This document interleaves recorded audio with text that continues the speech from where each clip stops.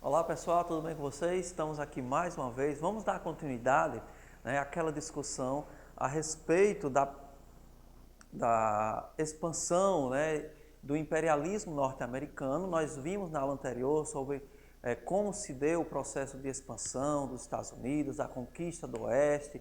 Vimos aí a Guerra Civil, a Guerra de Secessão norte-americana. Vimos também as questões raciais, que tornou-se presente dentro dos Estados Unidos, ainda durante o século XIX.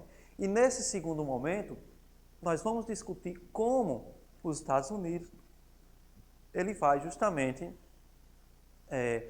praticar, utilizar-se de suas práticas imperialistas dentro da América, ok? Então, vamos dar continuidade aqui.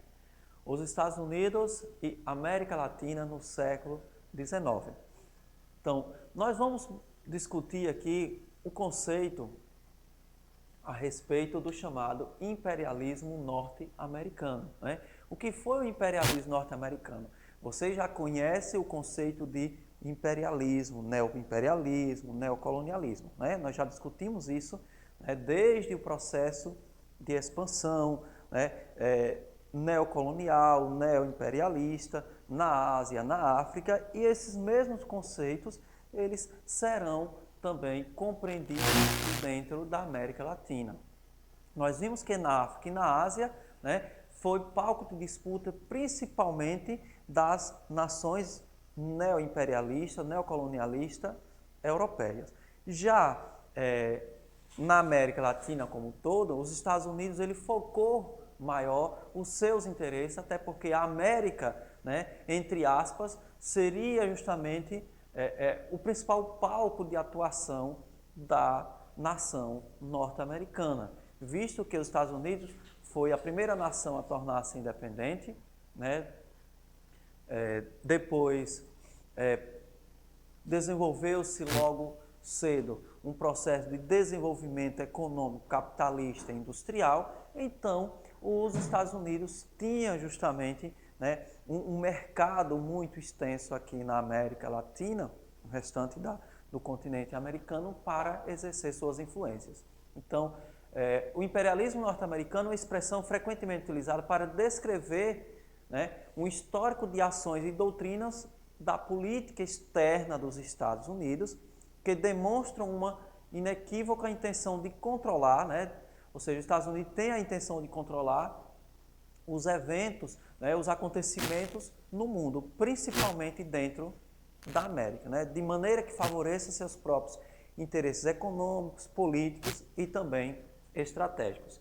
E uma das principais medidas adotadas pelos Estados Unidos, pelo governo norte-americano, ou os governos norte-americanos que assim sucederam, é justamente o intervencionismo. O que é intervencionismo? É intervir, entre aspas, é se meter na casa dos outros, na história dos outros. Então, foi isso que os Estados Unidos começou a se fazer, começou a entrar e se envolver nas questões, nos problemas políticos, econômicos, sociais de outros países dentro da América Latina. Isso também é importante e coincide com o momento em que, finalzinho do século XVIII e no decorrer do século XIX, foi justamente o período em que as antigas colônias espanholas, a colônia portuguesa, o Brasil, a América Latina torna-se independente. Nós também já discutimos, já trabalhamos a respeito disso, e vocês devem lembrar, a respeito do processo de lutas e de independências da América Espanhola e América Portuguesa. Então, é dentro desse contexto. Então, no século XIX, principalmente, os Estados Unidos, ele desenvolveu aí uma política expansionista, a chamada Marcha para o Oeste, como nós já discutimos na aula anterior, passou por uma guerra civil, ou chamada Guerra de Secessão, e também conseguiu se consolidar enquanto a primeira potência, nação industrializada e capitalista, né, dentro da América como um todo.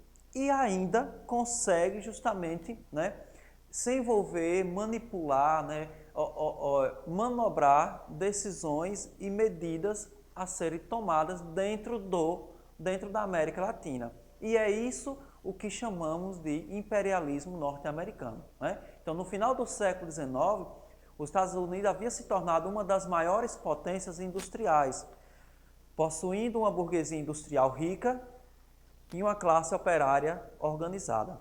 A característica da sua economia é a grande concentração de capital nas mãos de um pequeno grupo de magnatas, né, donos de verdadeiros impérios econômicos. Então, dentro dos Estados Unidos vai formar-se essa elite industrial, essa elite burguesa, e também, em contrapartida, nós vamos ter o quê? Uma classe trabalhadora, uma classe operária, não somente organizada, defendendo seus interesses, mas também organizada, voltada, interessada também para o trabalho.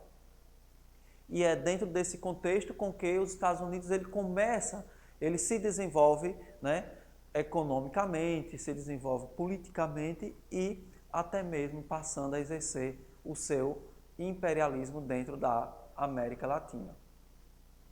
E aí, né, a prosperidade e o intervencionismo se dá. Temos as principais características dessa prosperidade, desse processo de intervenção, né?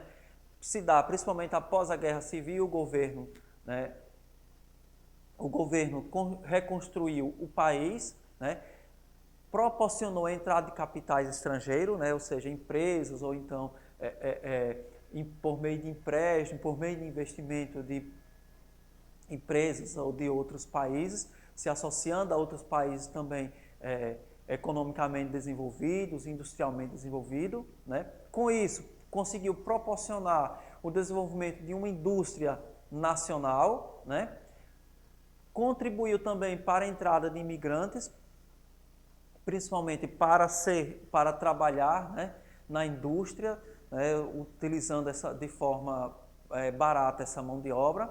Ajudou na prosperidade, né, com a utilização, a exploração de recursos naturais, terras férteis, desenvolvimento de ferrovias transcontinentais que buscassem justamente ligar de um ponto a outro, né, as várias diversas regiões do país, por ser naquele momento, ou haver se tornado naquele momento um país extenso, né? No final do século XIX, os Estados Unidos se tornou uma das maiores potências industriais do mundo, com a rica burguesia, uma classe operária organizada, concentração de capital nas mãos de pequeno grupo de magnatas que controlava preços, matéria-prima, transporte e faziam as regras do comércio. Então, todo esse contexto, né? Então, vai justamente proporcionar esse desenvolvimento econômico dos Estados Unidos. O que não significa dizer, né, que houve um desenvolvimento social, né? Um exemplo disso são as questões, né, da utilização de mão de obra barata, de imigrantes, né? Os negros eram marginalizados, os povos, os remanescentes nativos não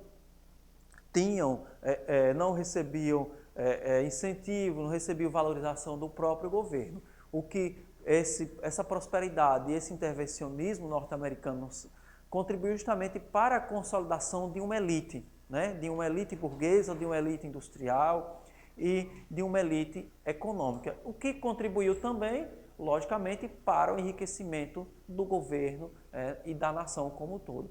Então, vocês podem observar aqui do lado, né, a questão, né, uma chargezinha que representa justamente esse processo de enriquecimento, né, de engrandecimento dos Estados Unidos, enquanto uma nação, né, que se tornaria posteriormente uma grande nação aí a partir do século XIX. Então vamos seguir aqui e buscarmos compreender, né? E essas ideias foram fortalecidas por ideologias, né? Essa ideologia principalmente tornou-se conhecida como chamada doutrina Monroe, né? Que vinha lá desde o início do século XIX, né? E que essa doutrina foi proferida pelo presidente da época, James Monroe, né, deixando claro que o continente não deveria aceitar nenhuma intromissão europeia, né? Então, sobre qualquer aspecto, isto é, a América para os americanos. Então, essa intromissão europeia queria justamente manter, né, o mais distante possível, né, a influência das potências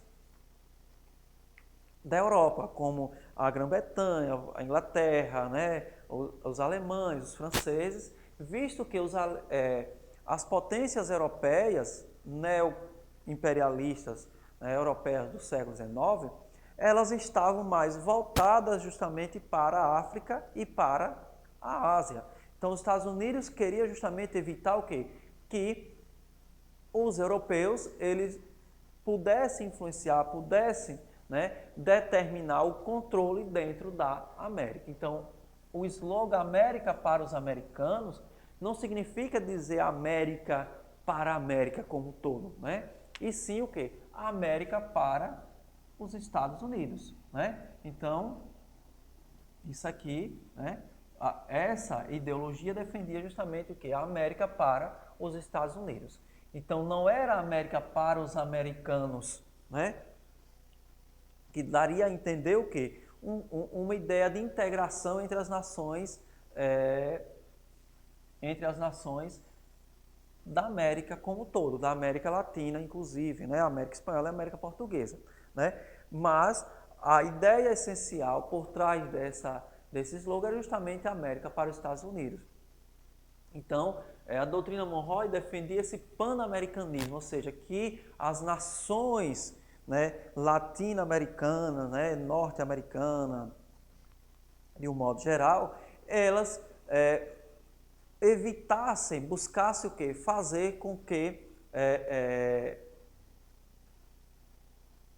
a presença europeia ela se tornasse cada vez mais distante da América, visto pelo próprio processo, né, de colonização, de ocupação da América, que se dá justamente com a dominação europeia. Então, os Estados Unidos vai passar a defender essa ideia, essa ideologia, né, que estava baseada em 3 princípios: a impossibilidade de criação de novas colônias ao longo do continente, a intolerância e interferência de nações europeias em questões internas, a não participação norte-americana em conflitos envolvendo países europeus. Então, esse pan-americanismo, defendido pela doutrina Monroe, por um lado vai soar positivo, vai trazer uma ideia positiva de que os Estados Unidos vai exercer o quê? Uma influência protecionista dentro da América como um todo, né? E vai justamente influenciar, né, com que os países latino-americanos eles passem cada vez mais a refutar, a não aceitar a interferência europeia dentro do continente. Que por sua vez, né, isso deixaria, né, o continente americano livre, né, para a atuação, né, unânime dos Estados Unidos. Então, essa era o que defendia. Anote aí que é importante, vou dar essa dica para vocês, anota aí importante, né, que é importante vocês compreenderem esses princípios básicos da ideologia da doutrina Monroe, certo? Aí vou citar até como exemplo, né, da intolerância e a interferência das nações europeias em questões internas. Por exemplo, quando o Brasil torna-se independente, né, em 1822, uma das primeiras questões que passa a ser defendida dentro do Brasil é o que? O sentimento anti-lusitano, ou seja, o sentimento anticolonial ou anti-português, né? Na América Latina como um todo, nas antigas colônias espanholas, quando tornam-se independentes, né, desenvolve o quê? Aquele sentimento, né, contra o colonizador. Então, isso vai também favorecer a atuação dos Estados Unidos dentro da América Latina. E essa charge aqui que nós temos, né, representado por um personagem criado, né, chamado Tio Sam, né, representando aí os Estados Unidos. Observe que os Estados Unidos, por essa figura, né, está aqui, ó, os Estados Unidos da América, né, a América do Norte, ele consegue, né, por meio, né, da doutrina Monroe, olha só, o castete aqui, né, representando a força, a utilização da força, da arma, do poder, né, e da influência em toda a América, olha aqui, a América do Norte, passando pela própria América Central e América do Sul. Então isso demonstra, determina como os Estados Unidos ele passa justamente a pregar e a defender a chamada ideologia, né, ou a doutrina Monroe. Né? Então nós temos o quê? Né? A atuação a partir disso, né? A atuação da prática imperialista dos Estados Unidos dentro da América Latina. Né? Viu os povos da América Latina como atrasados, entre aspas, né? Como atrasados. Aí vem aquela ideia, lembra que os europeus viam os africanos e viam os asiáticos como atrasados? Né? Lembra daquela ideia que os europeus carregavam o fardo do homem branco, né? De poder levar o desenvolvimento, a ciência, né? O conhecimento aos povos africanos, aos povos asiáticos, e ali justificando a ideologia de dominação, a ideia de exploração, né? E uso do imperialismo, do neocolonialismo. Então, essa mesma prática foi justificada e utilizada pelos Estados Unidos dentro da América Latina. Né? Acreditava que levava a democracia e a civilização a esses povos. Por quê? Os Estados Unidos foi uma das primeiras nações a se formar dentro, a se consolidar dentro da América, tornar-se independente, né? Depois do Haiti, vale lembrar disso também, mas o Haiti é uma outra questão, mas também que está dentro do contexto da América Latina, né? E que os Estados Unidos tornava-se a primeira grande democracia dentro da América. Né? Então, em 1898, os Estados Unidos anexava as ilhas do Havaí, né? Ajuda a Cuba a vencer a guerra a guerra de independência contra a Espanha. Então, Cuba passa sai do domínio espanhol e passa, né, a ser influenciado pelo domínio norte-americano. Né? E dentro da Constituição cubana, né, em 1991, veja só a influência dos Estados Unidos. Em 1901, né,